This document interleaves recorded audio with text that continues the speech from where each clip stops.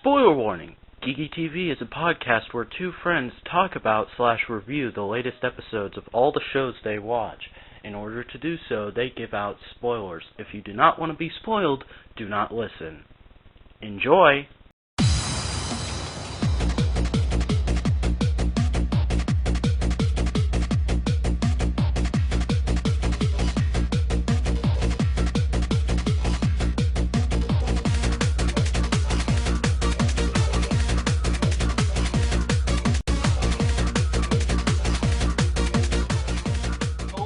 Welcome to Geeky TV, brought to you by the Vac Network. I am one of your hosts, the Vacuminator, and I am, of course, joined by my trusty sidekick, Cally Shoka. Hello! Hello, everybody! I am no sidekick. I'm the arch-villain. I was afraid you were going to do, like, the whole Speedy thing from Young Justice. I'm not your sidekick, I'm your partner. My cuddly minion will take over the world. Yeah. That'd be hilarious. But, yeah. I don't really have anything to say here, except, I have recently discovered just how hard school truly is. Homeschooling? No. I started going to... Didn't I tell you about this? I thought you were being homeschooled for a while. I've been homeschooled pretty much my entire life, but recently I started what's called a homeschool curriculum. And to make a long and confusingly dumb process short, basically I go there twice a week for classes, and the rest of the week I have to do like 2 or 3 lessons on the computer per day. You had stories I could tell about private school growing up. Well, math hurts my brain. Bilingual studies, and I wasn't home till 6 or 7 o'clock sometimes. Well, I'm actually thinking of taking a class to learn Japanese. Yeah, I was in private religious school. Oh God, that's the worst. Yeah, it wasn't good for me. Didn't work. I've never been in one of those, but I've heard horror stories. The one I went to wasn't right for me. My sister was okay with it. My sister did well, but me, no. Why are we talking about school? I don't know, because it's the opening, and we can basically talk about whatever the heck we want for a couple of minutes before we go into news or whatever. Speaking of which, transition! Woo! The news. And our only news story for this episode is a follow-up to something we did a couple episodes ago. There were rumors circulating that Joss Whedon was going to be doing a S.H.I.E.L.D. movie and that he wanted to be the head writer on a new Marvel Movie Universe TV show, and for a while there the whole S.H.I.E.L.D. movie thing had gone away for a bit, and nobody knew what the Marvel Universe TV show is going to be. And well, finally all those rumors have kind of come together in a big glob of awesome joy. That is the fact that ABC is going to be ordering a pilot for Marvel's S.H.I.E.L.D. TV show.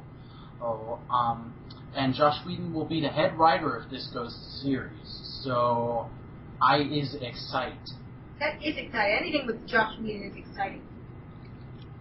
Joss Whedon is, in my opinion, he is the geek Jesus. Shouldn't make religious comparisons in a podcast, man. I'm not religious myself, so come at me, bro. This sandwich is amazing. Yay, sandwich. Yeah, but,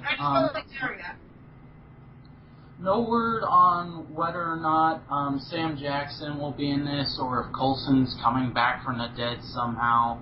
Basically, all we know right now is it's a S.H.I.E.L.D. show, and I'm excited for a S.H.I.E.L.D. show. The S.H.I.E.L.D. show! Da, da, da, da, da, da. Yes, that would be the theme song to the S.H.I.E.L.D. TV show. Commercial bumper. But yeah, There's not a whole lot of details out on this yet. We will keep you up to date, and if this goes to series, I'll definitely talk about it here, so yay. But there are no new shows this week, so we're going to move straight on into the reoccurring shows. Reoccurring shows. Doctor Who. First up in the reoccurring shows, we have Doctor Who, Series 7, Episode 1, Asylum of the Daleks. Twitter was going crazy when this thing was on. Oh yeah, the Doctor Who fandom is huge, and I am fully wrapped up in it. Words do not describe how awesome I think Doctor Who. Did you hear what the Doctor Who cast did at the New York premiere? Yeah, that was awesome. Showed up in DeLoreans. Like, why not? Yeah. I almost got tickets to that thing, too. Oh, man. I wish I got as far as the authentication on the website, and then the website just broke. Oh. I really wish I could have gone to one of those. Because, I'm not sure, but I think they had one in Miami, and I was just, like, upset, because I'm like, if they are, I could have so gone to that. Because I live in New York City, so... Sadly, I do not. And My sister and her boyfriend are huge moviees, so I was trying to get tickets for them. I was really upset that I couldn't get it in, but it kind of worked out in my favor later because I was using a prepaid debit card. And on the same debit card, I ended up getting the Pro Pass for New York Comic Con. So I'm like, oh, good! I'm not in negative territory now. This is good. But yeah, this episode was very mixed bag for me. On the one hand, I really liked the whole idea of the Daleks just saying, well, let's just lump all of the crazies onto this planet, because the Daleks would never dare kill one of their own, because the hatred that these crazies exuberate, I guess is the right word, to Daleks, hatred is true beauty, and so it would be blasphemous to kill the crazy Daleks. So basically they just lump them in this big planet, which is an asylum. And I thought that was a very interesting concept, and I wanted to see, like, just see how crazy these Daleks truly were. And they were pretty much regular Daleks, except sleepy. I'm not even kidding you. That, like, really upset me. And there was this whole huge buzz that there were going to be all of the old Daleks coming back from, like, the 60s and whatnot, and we were going to get to see like the Special Weapons Dalek again, and I was all excited and fired up for that, and then the most we got to see of them was the Special Weapons Dalek was kind of just sitting there in one shot. That peeved me off to high hell, because I know why they did it. They gave reasoning that I can understand, which is basically, they really wanted to use them, but once they got them filmed, they realized, oh, these old props look terrible in HD. We can't use them. But I really wanted to see the Special Weapons Dalek go berserk, because the Special Weapons Dalek is basically the mother of all crazies, and it has a long, complicated backstory that was explained in the novels, but basically, the Special Weapons Dalek boils down to Animal from the Muppets with a giant gun. Yeah. So I was all excited and fired up to see that, and it just sat there. So that really upset me, and I do like the big end reveal, which I will not spoil here because it was really good. But my other big nitpick was Amy. I don't know if Moffat was just off his game this week, but recently, ever since The Girl Who Waited, I think it was, that episode came out, Amy's been starting to turn into Moffat's version of Rose to me. And what I mean by that is, in the beginning you think she's a really cool, tough companion, and then towards the end of her run, she starts to be a bit of a twat. And her reasoning for her and Rory getting a divorce seems completely out of left field and flawed to me, because I don't know if they just expected us to roll with it or whatever, but they never set up the fact that, like, oh, Rory really wants to be a dad, and like, if Rory loves Amy way more than Amy loves him, then why would he want to leave her just because she can't give him kids? Like, that makes no sense to me. But other than that, I really did enjoy the episode, and Pond Life was a neat lead into it. Yeah, I think I'm going to give this episode like a 6.5. Transformers Prime. And also in the reoccurring shows this week, we have Transformers Prime, Season 2, Episode 17, Out of the Past. RC and Cliffjumper uncover a feat of Decepticon engineering capable of destroying the Autobots, made by the Decepticon Shockwave. This was the most ingenious version of a flashback episode I've ever seen. Let's face it, usually when flashback episodes are involved, they're usually boring and predictable. This was not. A lot of people thought this didn't get that this was going to be a flashback. They're like, what's going on? Is this Cliffjumper a clone? And I'm like, guys, it's clearly a flashback. Yeah, let's face it, we all want Cliffjumper to come back. A lot of people do. Yeah, and that would be he didn't.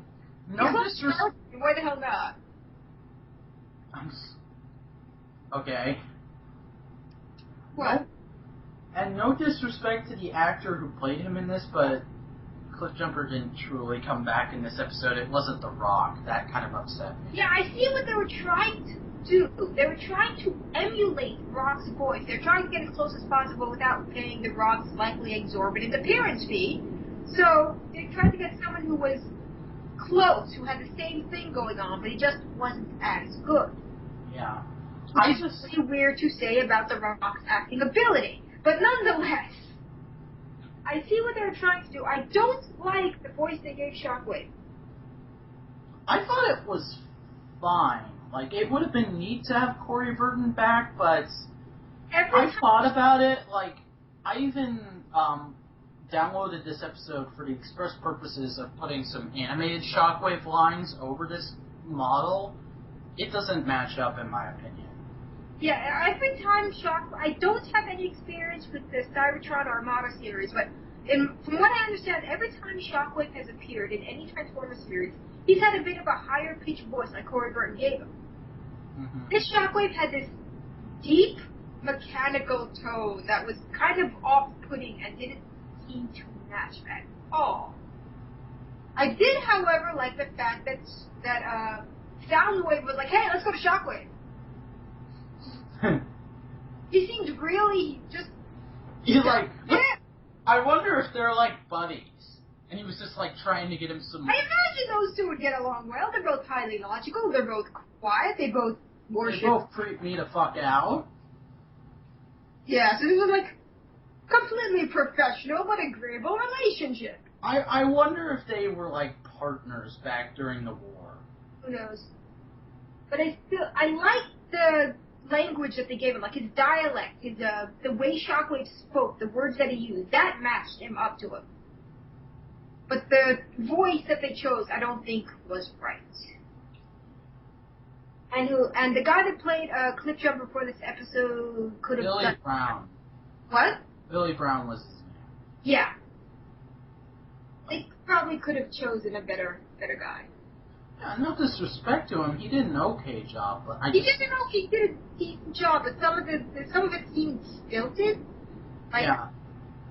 It's like, no, RC, no, like, some emotion would be nice there, buddy. Mm-hmm. And as soon as I figured out that it wasn't a rock, I literally got out of my chair, pointed at the TV, and said, "What, is he really that expensive to get back to one flippin' episode?"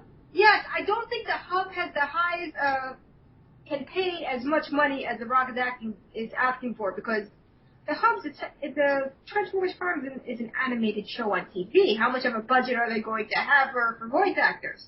Yeah, and it already costs them a crap ton of money to make new models, which, by the way, Shockwave is so not dead. They wouldn't just make a model for one episode. He's coming back. They're probably spending the whole thing on Peter Cullen.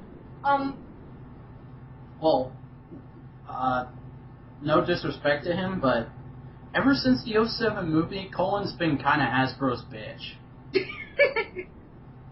This is going to get back to him, probably. There's another thing in this episode, complete topic change. I don't like what they're doing to Bulkhead. Yeah, that annoyed me right off the bat. I was like, he should not be able to even get up. No, after that. Their actions, the other characters' actions and reactions the past couple of episodes in regards to Bulkhead, they're natural for the characters. I will give them that. For what they set up as the characters, how they're all like fighters, so seeing someone down and out and possibly permanently disabled is kind of a shock for them. But I think they might be accidentally sending off the idea that being disabled is like the end of your life, which it isn't. Oh god, it's Derby Hooves all over again. Yeah, so I like that they're trying to make Bulkhead improve, and I like how but I don't like the fact that the last episode they were treating him like he had died, and this episode they're trying to console Miko about how bad Bulkhead is. Like, what the fuck? He's still alive. I don't know. Kind of, just a little bit. But they were natural for the character themselves, so I can't even really complain too much about that. Miko is suddenly a drill sergeant. Yeah. Which is also strangely natural for her. Yeah, she's... like... I'm not a Miko hater, but I was really hoping this would change her character, and so far she's just kind of become a little bit more of a twit. Like, she's not flat out annoying me, it's just kind of like, yeah, that's what Miko would do.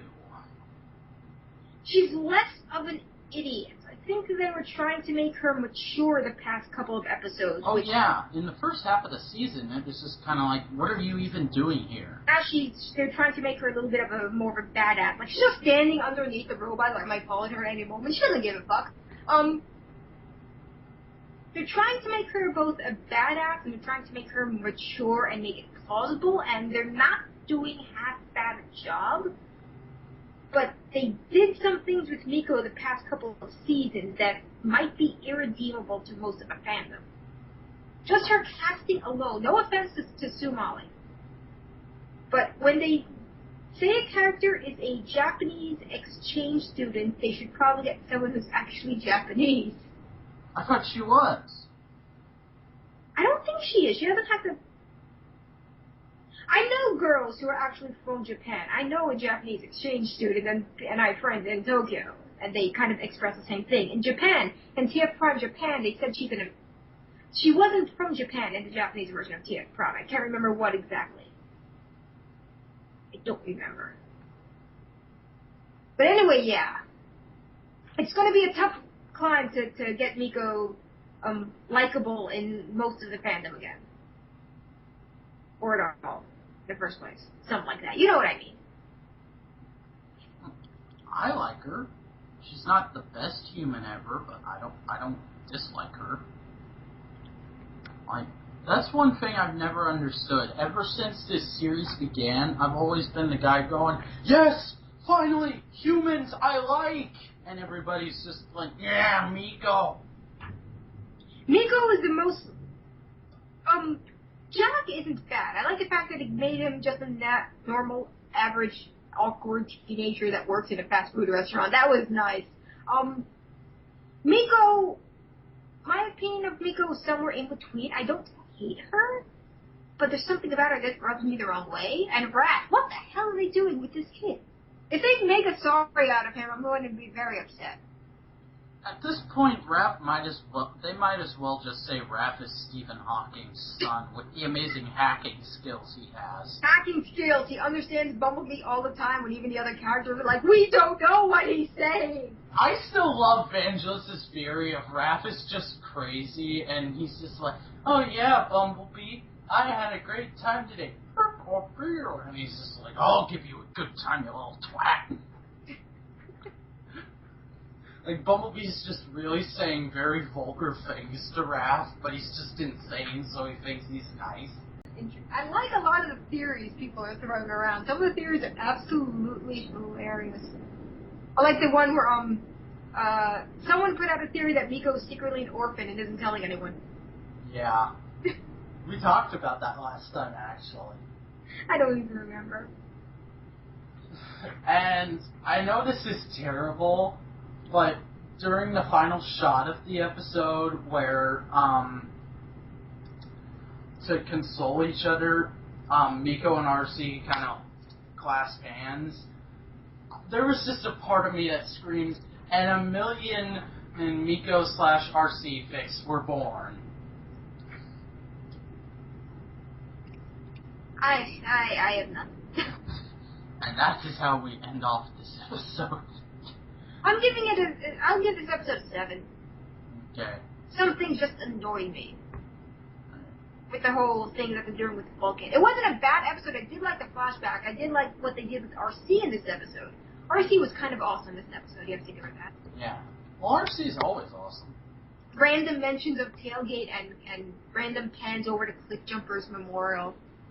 Why are all of RC's partners named after Minibots, and why do they all die?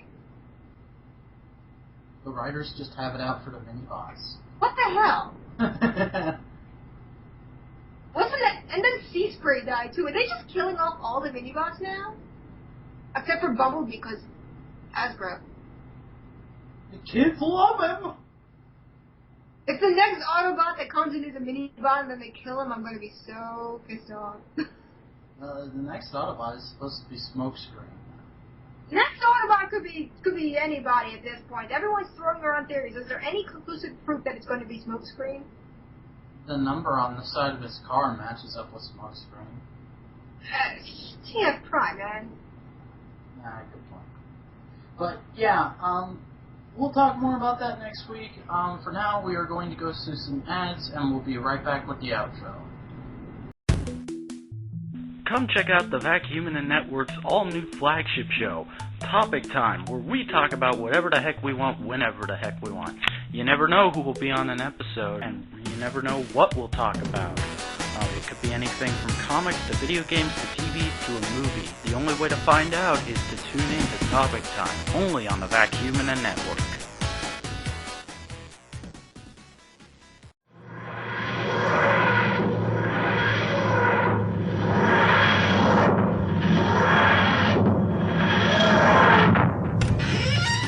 Hello.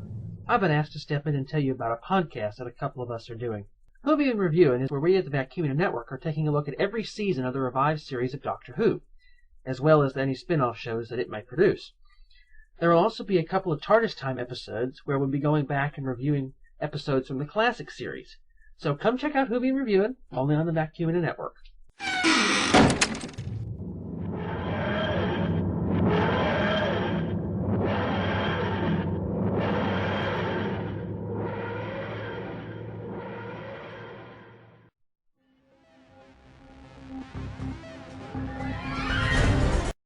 We're back here on Geeky TV, and I have to say this was a pretty eventful week. Doctor Who came back, which pretty much had the entire nation going... Entire nation? What am I saying? The entire planet was going crazy for this. Like, you know, usually I don't believe it when an ad says says a show is a global phenomenon, but Doctor Who really is. The fandom is so big, it's scary. And of course, this episode of TF Prime had quite a bit of controversy stirring up. But, yeah, Cally, what'd you think of this week? It was a good week, because Transformers Prime was new in it. Yeah. Yeah, that was good. And I have no idea why I got quiet all of a sudden, but... I think that's going to do it for us this week here on Geeky TV. There are several ways you can get in touch with us and leave feedback for the show. You can check out our unofficial site, thevacuumnetwork.tumblr.com. You can subscribe to us here on YouTube, or you can follow us on Twitter. That's @thevacuumnet. My Twitter is @vacuuminator, and Cally's is @CallyCarryShoka. Cally, would you like to plug the Puggles? I just closed commissions, and I have a Puggle print in my shop, though. Finally, I got the prints left over from Vac, which was in April. But I have them, and they're on sale, and they're in my Etsy shop, which is Cally Carry Shoka at Etsy, CallyKarishOka, Etsy, and they're $10 a print, and I will autograph it for free if anyone even cares. A couple of people did ask for my autograph at BotCon. I still have no idea why. Face it, you're like a mini celebrity now. My autograph is worth nothing. Might even be worth negative money. I don't know, you're probably like a V-list celebrity right now. I'm probably like an F-list celebrity. Is there an F-list? I'm probably on it. I'm not a celebrity, man. I'm really not. F is like way higher than B in the alphabet, but okay. I have no idea how I qualified for Pro Press for New York Comic Con, but I'm just going with it. We'll see where it takes me. Yeah, that's the story of life. But, yeah, thanks for listening to this episode, guys, and until next time, this is the Vacuuminator. And I'm Cally Carry Shoka. Whee! Saying, Buakasha! We will see you next time.